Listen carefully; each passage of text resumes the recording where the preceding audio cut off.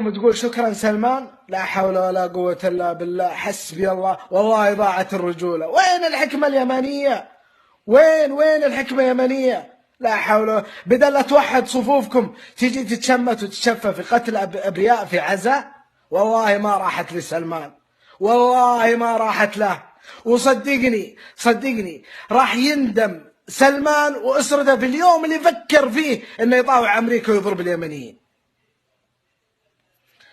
لا حول ولا قوة الا بالله، حسبي الله ونعم الوكيل، حسبي الله ونعم الوكيل في كل ظالم. لا حول ولا قوة الا. صدقني والله صرت من امس ما نمنا، اللي مات له اخ، واللي مات له عم، واللي مات له خال، واللي مات له يمني ابن بلدي. ولا تيجي تقول لي تعز والحوثية، ولا الحوثية وصلوا لين عدن ما مات العدد اللي ماتوا امس.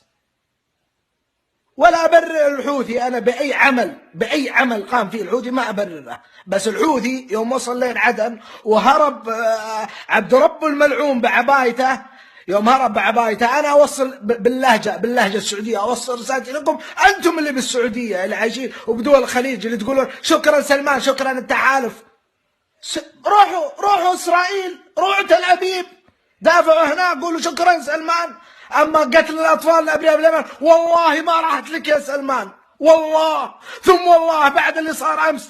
أنا عن نفسي لو أشوف مواطن سعودي أقسم بجلال الله لا أقتله. لو أشوف مواطن بريء زي ما تقتلوا الأبرياء والله ما راحت لك، أقسم بجلال الله. نعلة الله عليك يا سلمان وعلى من أيدك.